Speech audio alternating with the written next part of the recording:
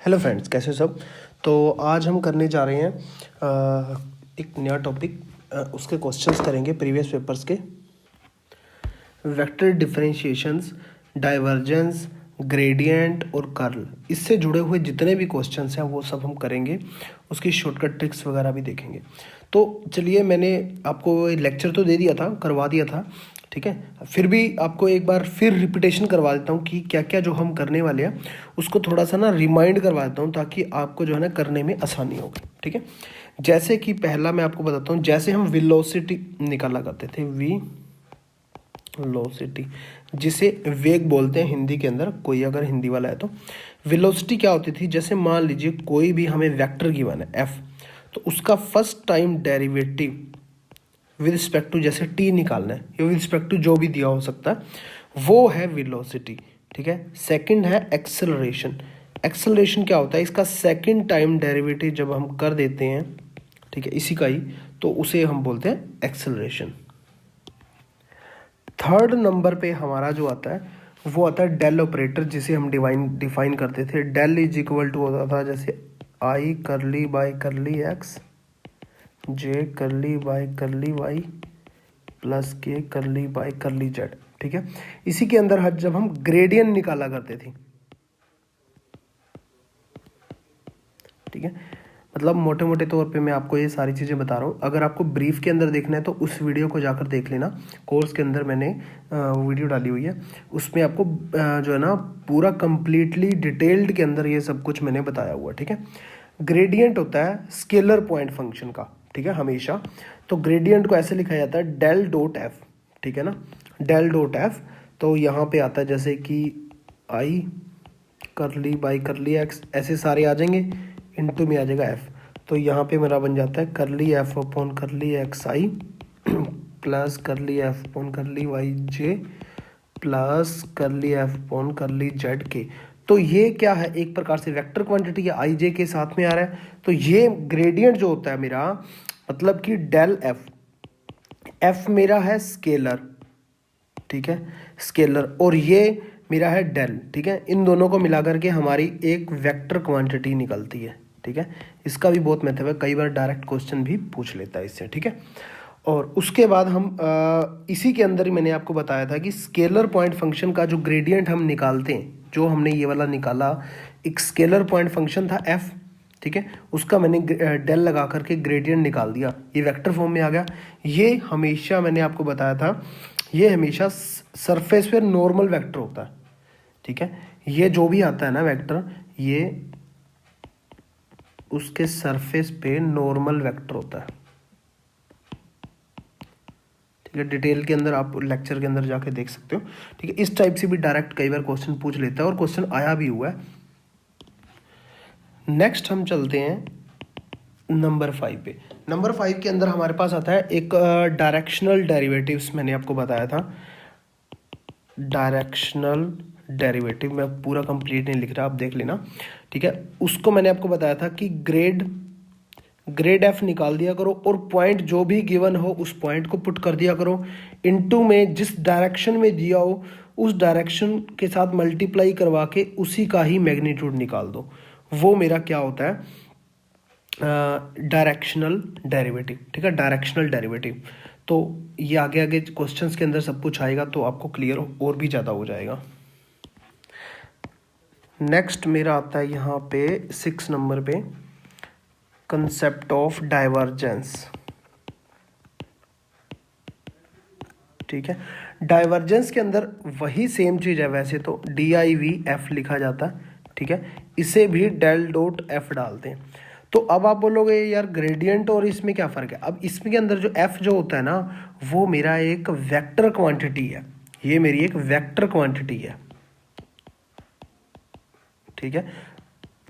और डेल तो मेरी वेक्टर क्वांटिटी है ही। वेक्टर और वेक्टर मिलके क्या बनाते हैं, स्केलर, ठीक है। वेक्टर और वेक्टर मिलकर के क्या बनाते हैं, हमेशा स्केलर बनाते हैं। तो इन चीज़ों का ध्यान रखना है, डाइवर्जेंस हो चाहे ग्रेडियंट हो, है दोनों सेम ही, तरीके दोनों सेम निकालने हैं, बट वो वेक्टर देता है ग्रेडियंट, और डाइवर्जेंस हमें स्केलर क्वांटिटी देता है, ठीक है। इन चीज़ों का थोड़ा सा आपने ध्यान रखना है। उसके बाद जो है मेरा 7th नंबर पे सोलेनोइडल मैंने आपको बताया था।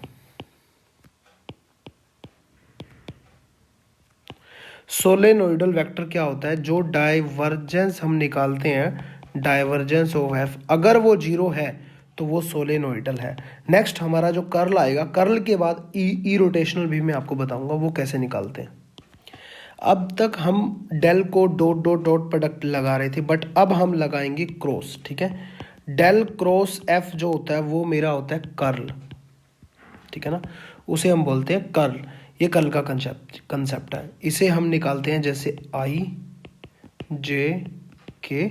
ठीक है, और यहाँ पे आता है करली बाई करली एक्स, करली बाई करली वाई, करली बाई करली जेड, और यहाँ पे एफ की एफ जो भी वेक्टर क्वांटिटी होगी, ठीक है, वो यहाँ पे आ जाएगी F1 F2 F3। ठीक है, इसका हम जो है ना डिटर्मिनेंट निकाल देंगे, जो भी आएगा उसे हम कर्ल बोलेंगे।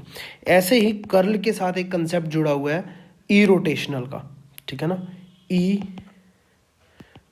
रोटेशनल। आगे हम सारे क्वेश्चन इसके करेंगे जो भी आपके एग्जाम्स के अंदर आए हुए हैं, तब आपको और भी क्लियरिटी हो जाएगी। कर्ल एफ अगर जीरो आता है तो उसे हम बोलते हैं ई रोटेशनल, और सोलेनोइडल डाइवर्जेंस एफ जब जीरो आता है। ठीक है, उसके बाद मैंने कुछ एक एग्जाम्पल्स आपको करवाए थे कि मैंने कहा डायरेक्ट इसमें से पूछ लेता कई बार, जैसे कि डेल क्रॉस डेल एफ जो होता है वो मेरा जीरो होता है। ठीक है, डायरेक्ट याद रखना, पेपर के अंदर कई बार रिजल्ट आया हुआ है। Del dot del cross F कर देंगे तो वो भी मेरा जीरो होता है। ठीक है ना, तो ये चीज़ें आपको ध्यान में रखनी है। एक और मैंने करवाया था डायरेक्ट, वो भी एग्जाम्स के अंदर पूछा गया है कि del square F R is equal to होता है F double dash R plus 2/r(f')। ठीक है, जहाँ पे मेरा r क्या होता है X square plus Y square plus Z square करूँ। ठीक है, तो ये भी एक आपको ध्यान में रखना है। तो ये जो 12 चीज़ें ये आपको ध्यान में रखनी है। उसके बाद ये सारे के सारे क्वेश्चन जो है बहुत ही ज़्यादा इजी हो जाएंगे। तो चलिए हम स्टार्ट करते हैं क्वेश्चन नंबर 1 से।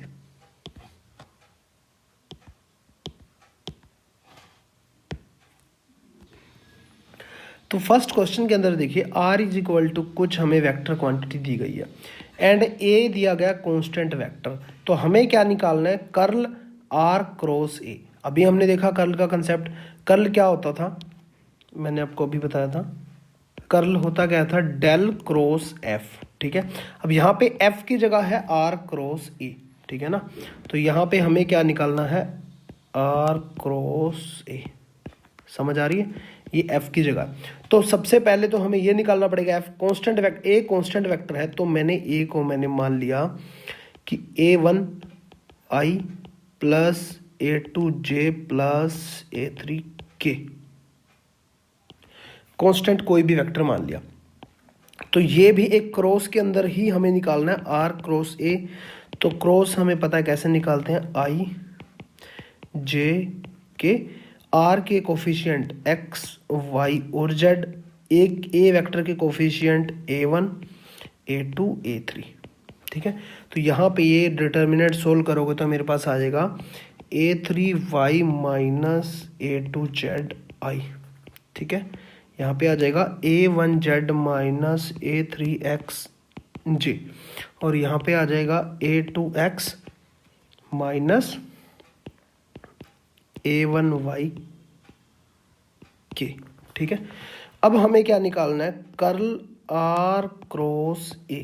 तो यहाँ पे हमारा क्या हो जाएगा? कर्ल i j के r के, सबसे पहले क्या है, किसके कोफिशिएंट नहीं, सॉरी, कर्ल होता है जब हमारे पास क्या आता है, करली अपॉन करली x, करली अपॉन करली y, करली अपॉन करली z। इसके कोफिशिएंट क्या है? यहाँ देखिए, इसका कोफिशिएंट है ये वाला a3y माइनस a2z। ठीक है, इसको थोड़ा सा बड़ा करना पड़ेगा, नहीं तो इसके कोफिशिएंट जो है ना पूरे नहीं आएंगे। ठीक है, तो यहाँ पे मैं इसके कोफिशिएंट ले रहा हूँ a3y माइनस a2z, और यहाँ पे j करली अपॉन करली y, इसका कोफिशिएंट आ जाएंगे a1z माइनस a3x, और यहाँ पे आ जाएगा k करली अपॉन करली z a2x माइनस a1y, ठीक है। अब यहाँ पे हमने करना क्या होता है, इसका डिटर्मिनेंट निकालना है। y करली y है, तो यहाँ पे देखिए क्या है a2x करली y है, पार्शियल डिफरेंशियल करेंगे तो x का तो 0 हो जाएगा, a1y है तो a माइनस a1 आ जाएगा। समझ रहे हो बात को? तो यहाँ पे आ जाएगा मेरे पास माइनस a1। सेकेंड अब क्या करते थे, माइनस टाइम इन दोनों की मल्टीप्लाई करली जेड की इसके मल्टीप्लाई करोगे तो यहाँ पे जेड का a1 आ जाएगा माइनस में, क्योंकि माइनस लगा रहे हैं। x करोगे तो करली जेड 0 आ जाएगा, तो यहाँ पे आ जाएगा माइनस a1i, ठीक है। ऐसे ही नेक्स्ट करोगे तो a2 प्लस a2j, ऐसे ही नेक्स्ट करोगे तो माइनस a3k, ठीक है। तो इसे आप सोल्व कर लो, यहाँ पे मेरा आंसर आ जाएगा -2 टाइम दोबारा से फिर वही a1i plus a2j plus a3k, ये हमने क्वेश्चन माना हुआ था, तो यहाँ पे -2a वेक्टर आ गया, क्योंकि a वेक्टर को ही हमने ये चीज़ मानी थी स्टार्टिंग में। तो यहाँ पे आ गया ऑप्शन नंबर बी करेक्ट, ठीक है। तो चलिए नेक्स्ट क्वेश्चन देखते हैं। Grad phi at a point to the surface phi X Y Z is equal to constant है, इज ए वेक्टर। क्या कौन सा बनने वाला है, पैरेलल बनने वाला है, नॉर्मल? ये मैंने आपको करवाया था, यहाँ आप देख सकते हैं, मैंने आपको करवाया था ना। यहाँ देखिए, जो ग्रेडियंट ऑफ एफ होता है स्केलर पॉइंट फंक्शन का, स्केलर का, जब भी हम जो है ना डेल निकालते हैं, ग्रेडियंट निकालते हैं, तो वो वेक्टर क्वांटिटी आती है और वो सरफेस के नॉर्मल होती है, ठीक है। तो यहाँ पे सीधा सीधा क्या है, ग्रेडियंट ऑफ फाई, तो फाई एक्स वाई जेड कोई कांस्टेंट है, तो मैंने मान लिया a1i a2j a3k, ठीक है। तो यहाँ पे एक प्रकार से ये है फाई, ठीक है, फाई एक्स वाई जेड। तो ये एक क्या है, कौन सी स्केलर क्वांटिटी है, ग्रेड के साथ लगेगी जब ग्रेड फाई लगेगा, मतलब डेल फाई लगेगा जब, तो यहाँ पे मेरी क्या बनने वाली है, वेक्टर क्वांटिटी बनने वाली है, जो कि क्या होती है, एक नॉर्मल होती है सरफेस पे। तो option number direct B correct हो गया। नेक्स्ट क्वेश्चन देखिए, question number 3, if f is equal to axi plus byj plus czk, then f is equal to n cap ds where s is the surface of x square plus y square plus z square is equal to 1 is equal to क्या आएगा। तो सबसे पहले तो यहाँ पे देखिए इसको क्या लिखा जाता है, ठीक है। तो यहाँ पे देखिए double integration f is equal to, ये इज इक्वल टू नहीं है, ठीक है, ये यहाँ पे डॉट है, dot N cap D S, इसे हम लिखते हैं triple integration volume del dot F D V, ठीक है। तो यहाँ पे अब आपका क्वेश्चन जो है बिल्कुल आसान हो जाता है, ठीक है। अब डेल डॉट एफ आपको निकालना है, एफ दिया हुआ है, डेल निकालना है। डेल आपको पता है, डेल ऑपरेटर क्या होता है, curly by curly x I plus curly by curly Y J curly by curly z k. तो डेल डॉट एफ जो अब हम निकालेंगे तो ग्रेडियंट एफ हो गया। ग्रेडियंट एफ कैसे निकलेगा, करली बाय करली एक्स आई, तो आई के साथ आई 1 हो जाता है, और करली by curly x, A x का डेरिवेटिव क्या आ जाएगा, ओनली ए ही बचेगा, प्लस में उसका बी बचेगा, प्लस में उसका सी बचेगा। तो इस इक्वेशन के अंदर जब हम पुट करेंगे तो यहाँ से मेरे पास क्या आ जाएगा, volume A plus B plus C D V. इसका इंटीग्रेशन करेंगे तो यहाँ पे आ जाएगा A plus B plus C into में कोई भी कॉन्स्टेंट के साथ होता है तो उसका जो है ना वन का इंटीग्रेशन क्या आ जाएगा, डी वी है तो वी आ जाएगा। यहाँ पे कोई प्रॉब्लम नहीं है। वी क्या है, यहाँ पे उसने क्या बोला हुआ है, ये वी होता है वॉल्यूम यहाँ पे, ठीक है। और वो बात किसकी कर रहा है, यहाँ पे आप देख सकते हैं X square plus Y square plus Z square is equal to 1 है, तो वो एक सफियर की बात कर रहा है, सफियर की बात कर रहा है। जो सफियर भी कौन सा है, यूनिट रेडियस का, क्योंकि इज इक्वल टू 1 है यूनिट रेडियस का, तो यहाँ पे रेडियस इज इक्वल टू 1 आ गई। और वॉल्यूम जो होता है वो मेरा होता है पाई, सफियर का वॉल्यूम होता है पाई नहीं सॉरी 4/3 पाई आर क्यूब होता है। तो आर तो 1 ही है यहाँ पे, तो यहाँ पे आ जाएगा a plus B plus C into में 4/3 पाई। ठीक है, तो यहाँ पे अगर हम देखें तो ऑप्शन नंबर सी मेरा करेक्ट है। नेक्स्ट क्वेश्चन में देखिए, if f is equal to, ये वेक्टर क्वांटिटी दी गई है, then value of curl f। ठीक है, इस पॉइंट के ऊपर पॉइंट भी दे दिए और कर्ल f भी पूछ लिया, तो कर्ल f कर्ल f क्या होता है, डेल क्रॉस f होता है। तो डेल क्रॉस f क्या होता है, आई जे के करली बाई करली एक्स करली बाई करली वाई करली बाई करली जेड, और यहाँ पे इसका कोफिशिएंट आएगा तो एक्स स्क्वायर वाई, इसका कोफिशिएंट आएगा तो वाई स्क्वायर जेड, इसका coefficient minus Z square x. ठीक है, इसका डिटर्मिनेंट सोल्व करोगे तो ये रो गई, ये कॉलम गया, ये रो गई, इसका इसके साथ करोगे तो यहाँ देखिए करली बाई करली वाई, इसका करोगे तो जीरो आएगा क्योंकि वाई के अंदर कोई टर्म ही नहीं है, वो पार्शियल डेरिवेटिव करना है। इन दोनों को आपस में करोगे तो वाई स्क्वायर आ जाएगा। ठीक है ना, समझ रहे हो। तो फर्स्ट क्या आ गया मेरे पास, माइनस वाई स्क्वायर आई। सेकंड अब देख लेते हैं, ये मेरा कॉलम गया, ये मेरी रो गई, करली बाई करली एक्स को इसके साथ करोगे तो x1 आ जाएगा, माइनस जेड स्क्वायर आ जाएगा, माइनस जेड स्क्वायर। दूसरा आएगा जीरो, जी आ जाएगा, ऐसे ही तीसरा जीरो माइनस एक्स स्क्वायर के आ जाएगा।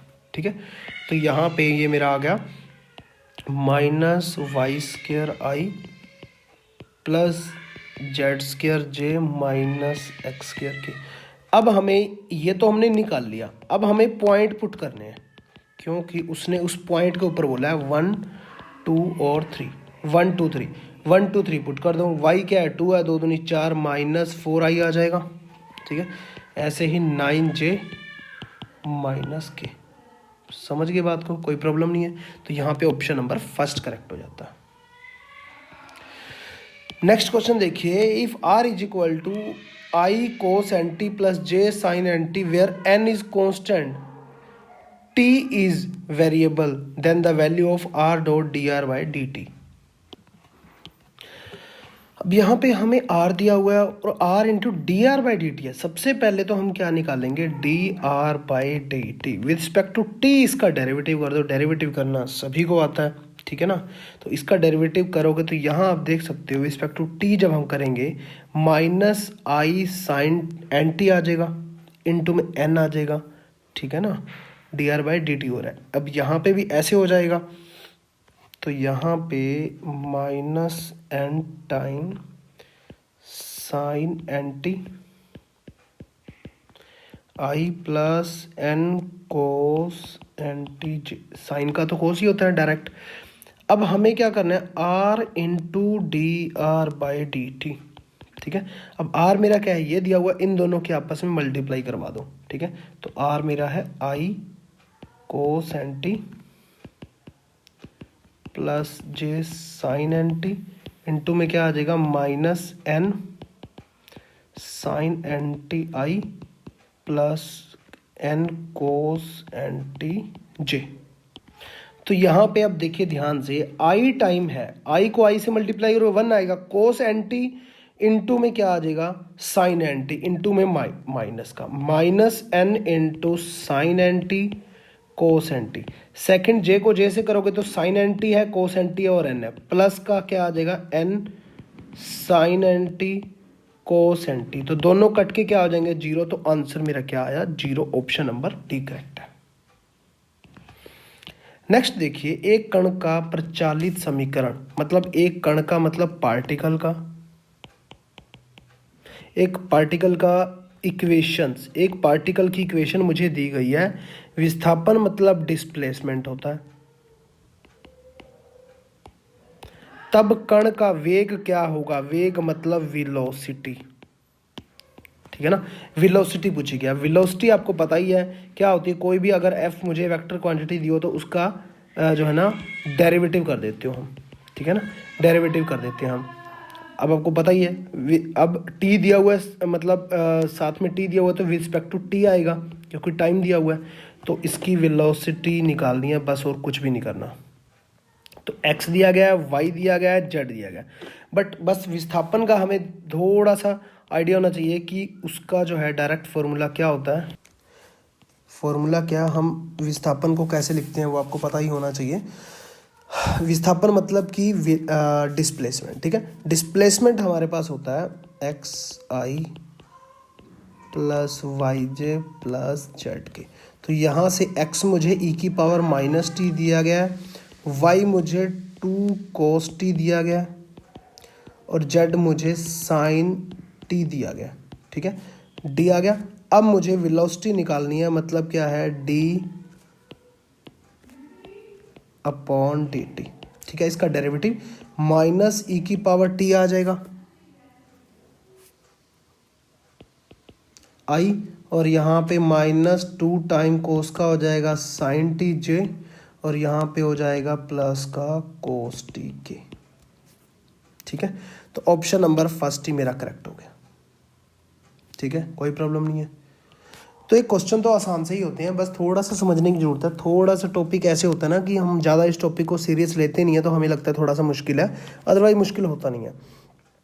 For what value of m the vector इतना is a linear combination of the vector. ये है लीनियर अलजेब्रा का क्वेश्चन, ठीक है। मैंने आपको लीनियर अलजेब्रा करवा दिया, उसके अंदर मैंने आपको बताया था लीनियर कॉम्बिनेशन में होना चाहिए, मतलब या तो उसका डिटर्मिनेंट, ये तीनों क्वांटिटी जो है ना इसके एलिमेंट्स पुट करके वो 0 आना चाहिए, वो लीनियर कॉम्बिनेशन के होता है, अंदर होता है, तो m की आपकी वैल्यू निकल आएगी।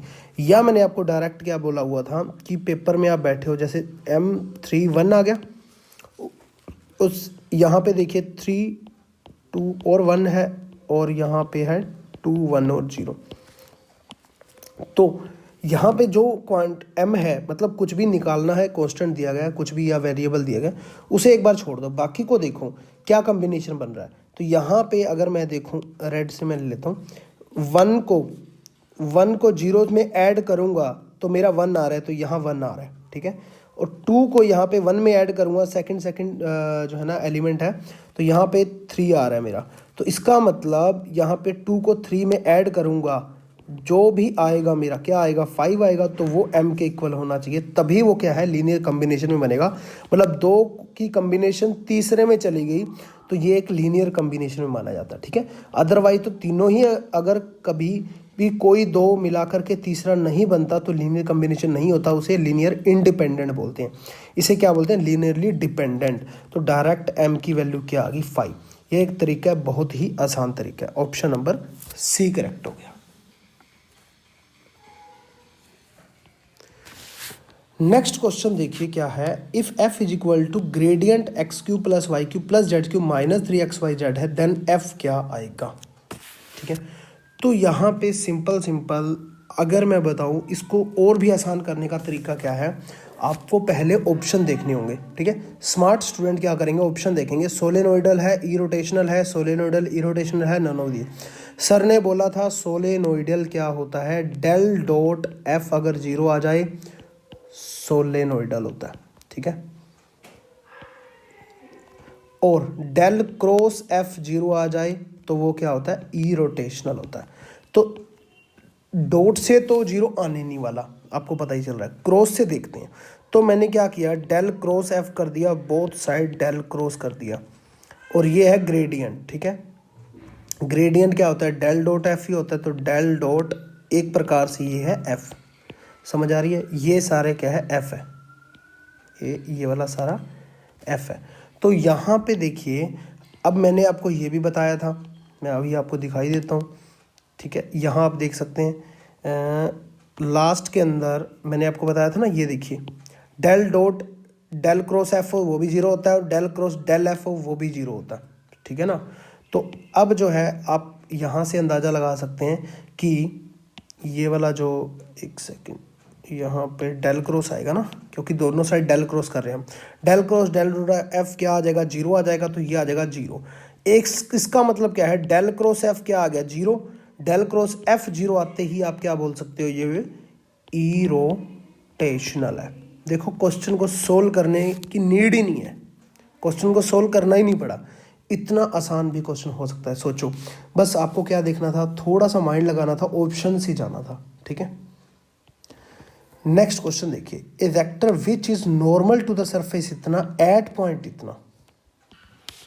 तो यहाँ पे सीधा सीधा हमने क्या निकालना है, vector normal to the surface. इतना नॉर्मल टू द सरफेस मैंने आपको स्टार्टिंग में बताया था कि डेल डॉट एफ ही निकालना है, ठीक है। ये क्या बनने वाली है, मेरी एक वेक्टर क्वांटिटी बनेगी, ठीक है। क्योंकि एफ देखिए यहाँ पे मेरा क्या दिया हुआ है, स्केलर पॉइंट फंक्शन दिया हुआ है, तो वो नॉर्मल टू द सरफेस होता है, ठीक है। तो यहाँ पे उस पॉइंट पे हमें निकालना है, पॉइंट तो हमें बाद में ही देखना है। तो डेल डॉट एफ मेरा यहाँ पे क्या आ जाएगा, वही बात, करली अपॉन करली एक्स। एफ मेरा फंक्शन है, तो यहाँ पे कोई बात नहीं, एफ लगा देते हैं एक बार, करली एफ अपॉन वाई, करली एफ अपॉन करली जेड के, ठीक है।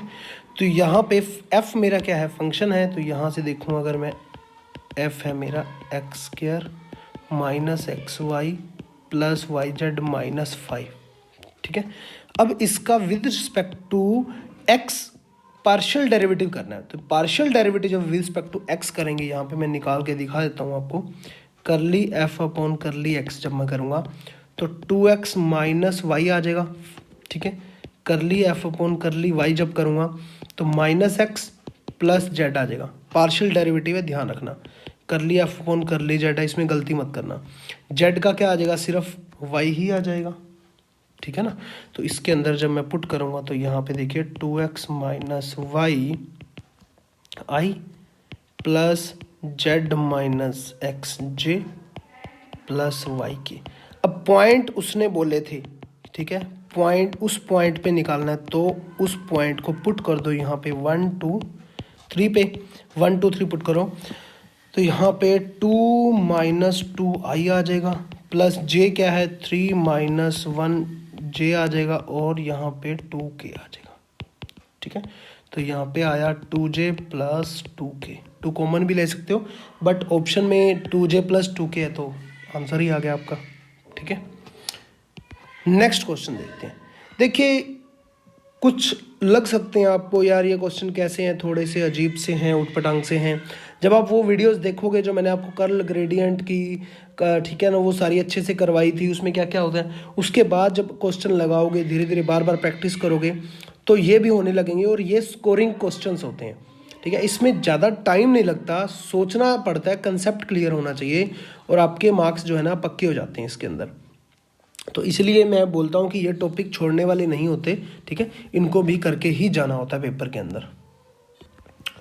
अब यहाँ देखिए क्या है, इफ़ डाइवर्जेंस ऑफ आर की power N into R is equal to 0 then N is equal to क्या। देखने में तो क्वेश्चन बहुत छोटा सा लग रहा है, बट ऐसे तो नहीं होगा ना। तो आर की पावर एन है, ध्यान देना, और इंटू में आर वेक्टर है, ठीक है ना। तो यहाँ पे आर वेक्टर हम कैसे लिखते हैं, एक्स आई plus Y j plus Z के, ठीक है। यहाँ तक किसी को कोई प्रॉब्लम नहीं। तो आर की power N into r vector हम कैसे ले सकते हैं, एक्स इंटू आर की power n i plus y into are की power n j plus z into are की पावर एन के, ठीक है। ये मैं आपको पूरा अच्छे से सोल्व करके दिखाऊंगा, ठीक है। बाकी बाद में आपको ये ना डायरेक्ट याद ही रख लेना है कि एन की वैल्यू क्या आएगी, क्योंकि अगर नेक्स्ट टाइम पेपर में क्वेश्चन पूछता है तो आपको डायरेक्ट आंसर ही याद होना चाहिए, क्योंकि ये क्वेश्चन थोड़ा सा लेंथी है, ठीक है। बट अगर उसने स्टेटमेंट चेंज कर दी तो आपको पेपर में ये करना ही पड़ेगा। मैं समझा रहा हूँ इसलिए थोड़ा सा टाइम लग रहा है, अदरवाइज पेपर में बहुत जल्दी कर लोगे आप। तो इसके साथ हमें क्या करना है, अब डाइवर्जेंस जोड़ना है, ठीक है।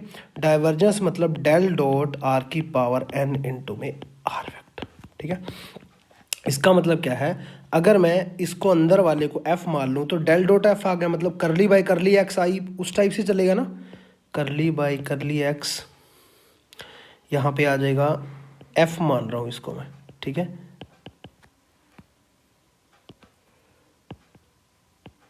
Plus curly f by curly Y J curly f by करली जेड के, ठीक है। इसे मैंने क्या मान लिया, एफ, ठीक है। अब तो समझ में आ गया। तो अब जो है आसानी क्या होगी, curly by curly X respect to X derivative करना है इसका। तो लास्ट वाले तो देखिए वाई है इसके अंदर, इसके अंदर भी जेड है, तो आप बोलोगे एक्स इसमें है, सिर्फ आर की पावर एन आ जाएगा, ठीक है। तो आप यही बोलोगे ना, आर की पावर एन आ जाएगा। बट यहाँ पे क्या करना है वो नेक्स्ट स्टेप में आपको बताऊंगा मैं, कि देखिए मैं ऐसा लिख रहा हूँ करली बाय करली एक्स, और यहाँ पे है मेरा एक्स इंटू आर की पावर एन, ठीक है। आई इंटू आई 1 हो गया, प्लस यहाँ पे नेक्स्ट मेरा क्या आ जाएगा, curly by curly y, y into are की power n, curly by curly z, z into are की पावर एन। अब देखिए आर के अंदर भी क्या छिपा हुआ है, एक्स छिपा हुआ है, समझ आ रही है बात की, क्योंकि आर क्या है, आर भी x Y plus Y j plus Z के इस टाइप से है। तो इसके अंदर भी अब हमें क्या पता कौन सा वेक्टर फंक्शन है इसके अंदर, तो इसका डेरिवेटिव कैसा होगा, इसका डेरिवेटिव पार्शियल होगा, एक्स का डेरिवेटिव होगा 1 आर की power N as it is, plus R की पावर एन का डेरिवेटिव होगा एक्स एज इट इज आएगा, वो आ जाएगा एन इंटू आर की power N minus 1 into curly R by curly X, into में क्या आ जाएगा एक्स, जो एक्स मैंने पहले बताया। तो ये चीज़ ध्यान में रखनी बहुत जरूरी है। ऐसे ही नेक्स्ट वाले का आ जाएगा कि आर की power N as it is plus N into are की power N minus 1 curly R by curly Y, ऐसे ही करली आर बाई करली जेड वाला आ जाएगा, ठीक है। तो इसको आर की पावर एन, आर की पावर एन, अगले में भी आर की पावर एन, तो 3 इंटू आर की पावर एन आ जाएगा, प्लस यहाँ पे देखिए करली आर बाई करली एक्स है, करली आर बाई करली एक्स अगर मैं ऊपर वाले से करूं curly R by curly X, but यहाँ पे एक चीज़ का और ध्यान रखना है कि ये आर है, ये वेक्टर नहीं है, ठीक है। तो वेक्टर नहीं है तो यहाँ पे मेरे पास क्या आ जाता है,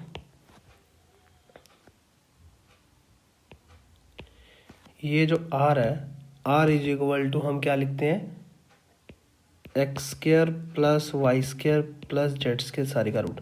तो इसका जब रिस्पेक्ट टू एक्स जो हम का जो है ना वो करेंगे, पहले इसका स्क्वायर कर लेते हैं, X square plus Y square plus Z square, ठीक है। तो यहाँ पे करेंगे 2r into curly R by curly x, तो यहाँ पे क्या आ जाएगा 2x, एक्स से ये कट गया, करली आर बाई करली एक्स क्या आ जाएगा, एक्स बाई आर आ जाएगा। ऐसे ही करली आर बाई करली वाई आ जाएगा वाई बाई आर, और करली आर बाई करली जेड आ जाएगा जेड बाई आर। तो यहाँ पे आ जाएगा मेरा n इंटू आर की power n minus 1 into curly are upon curly X into में, सॉरी x तो है ही, करली आर बाई करली एक्स का आ गया x बाई आर, ठीक है। ऐसे ही नेक्स्ट मेरा क्या आ जाएगा, n इंटू आर की power n minus 1, x square आ रहा है, यहाँ पे आ जाएगा y square by r, next आ जाएगा n इंटू आर की power n minus 1 z square by r, ठीक है। तो यहाँ पे देखिए r की पावर n माइनस 1 है, यहाँ नीचे जो है एक r आ गया, तो यहाँ पे आ जाएगा मेरे यहाँ 3r की पावर n प्लस यहाँ पे देखिए n इंटू आर की पावर n माइनस 1 कॉमन आ गया, और नीचे r भी कॉमन आ गया, सभी में अंदर क्या बचा, X square plus Y square plus Z square. अभी हमने देखा कि X square plus Y square plus Z square जो है मेरे पास क्या है, आर स्क्र है, तो यहाँ पे डायरेक्ट मैं पुट कर दूंगा, तो 3r square plus n into are की पावर n माइनस 1, अंदर आ जाएगा आर स्क्र, नीचे एक r है कट जाएगा, तो r ही बचेगा, r की पावर 1 बचेगा, तो अंदर क्या आ जाएगा 3r square plus n into are की पावर n। तो यहाँ से मेरे पास क्या आ गया, r की पावर n कॉमन आ गया, यहाँ पे r स्क्र नहीं है, कॉमन r की पावर n है, r की पावर n, r की पावर n मेरे पास कॉमन आ गया, अंदर क्या बचा 3 प्लस n, ठीक है, कोई प्रॉब्लम नहीं। तो वो मुझे क्या दिया गया, 0 दिया गया, अगर हम क्वेश्चन के अंदर देखें वो मुझे 0 दिया गया, तो 0 दिया गया, तो यहाँ से मेरा क्या आ जाएगा, r की पावर n तो 0 हो नहीं सकता, तो 3 प्लस n क्या हो जाएगा 0, n इज इक्वल टू क्या आ जाएगा -3, ठीक है। तो इस टाइप से ये इस क्वेश्चन का आप आंसर निकाल सकते हो, ऑप्शन नंबर फर्स्ट करेक्ट हो गया।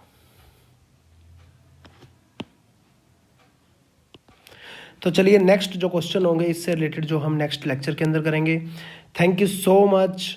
और मिशन DSSS भी एप्लीकेशन पे आपको सब अच्छे से मिल रहा होगा उम्मीद है। फिर भी कोई प्रॉब्लम आ रही है तो इस नंबर पे कॉल कर सकते हो 70 562 43 289। और अगर आपको अच्छा लग रहा है तो प्लीज़ प्ले स्टोर पे जा कर के 5 स्टार रेटिंग दीजिए और रिव्यू कीजिए कि आपको कैसा लग रहा है, आप क्या फील कर रहे हो। Thank you so much. जय हिंद, जय भारत। अपने रिव्यू देने